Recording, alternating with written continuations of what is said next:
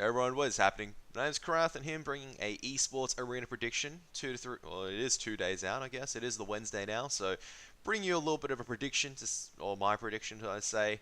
Now, my predictions have not been very good, so if you're looking for some accurate predictions, I would recommend heading towards the True Elfish Guy 11's channel, because if he does ever release a esports prediction, because he's a lot more better in that terms of aspect for me, but I'll just be going over my own rationale for this prediction. So let's just get straight into the meat of it. First is going to be Atletico Brotherhood. There's no reason why they shouldn't be. Still one of, I believe, the strongest team in Oceania at the moment. If you take out Parallax's poor showing as of this time, Parallax have really fallen off.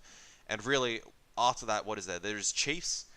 And unfortunately, Chiefs were unable to make it. They were taken out by Avant-Garde. In an unfortunate best of one, that was a tight match. Would love to see Chiefs once again.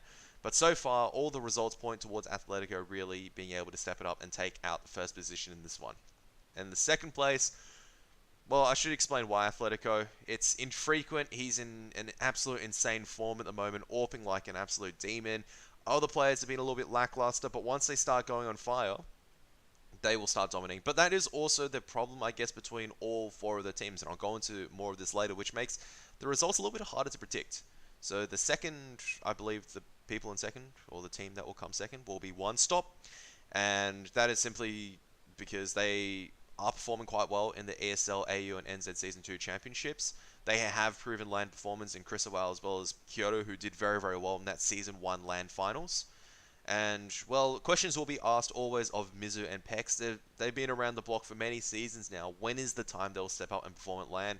It's a question that we still need to find out. So, if they decide to step up, then they may be able to take first position. If not, second or even worse. And, well, unfortunately, third and fourth is going to be Legacy as well as Avant-Garde. And I put Legacy in group stages over Avant-Garde for a couple of reasons.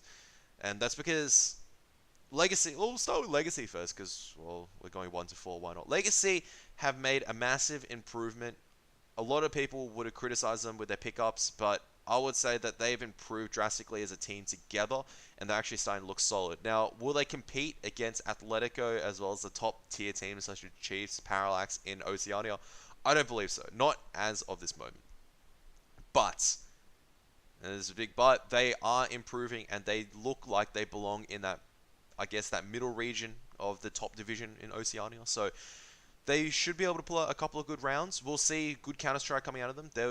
The fundamentals are good, but the problem is when that mid-game comes across, a lot of the times they look a little bit lost, or lose a couple of players, and they don't know how to regather. So it's really up to them to go in together.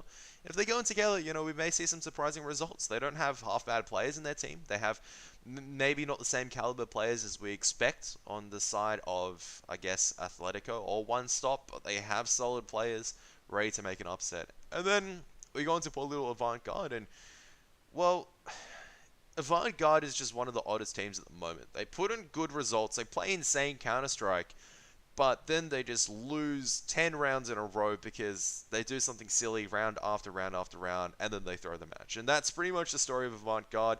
If they can get, and I guess the story of every single team in this tournament is that they can't throw away the leads they have. Atletico have improved leaps and bounds in this aspect, so to speak. They don't really throw away rounds as much. One Stop, I've seen them fight out over rounds. I haven't really seen them thrown away games just as of yet.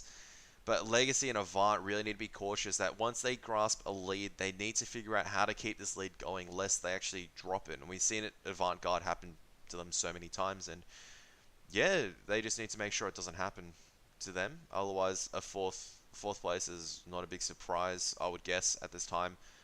They really only have one consistent player in Zedski. All the other players fluctuate. I would also say Decibel's consistent, but he's more of the support player for Avant-Garde. So we shouldn't be expecting him to put up massive numbers. If he does, then there's big problems because Avant-Garde really need their core other players to be firing. SK as well as Iron. Noisia just does what Noisia wants, I guess. So Avant-Garde, really the dark horse in this one. Legacy should come third. Avant-Garde, I don't know where they're going to end up. They could win it. They could lose it by massive margins. They could go up ahead by 12-3 and then lose the game. Anything's possible. But those are my predictions for this esports arena. It will be coming up in 2 days' time, so I hope to see people there. I will be there commentating in some capacity. Whether it's in good capacity or not is a different story and is a story that's still to be told. But I hope you guys do tune in, and otherwise, take care until next time. That's Karath out.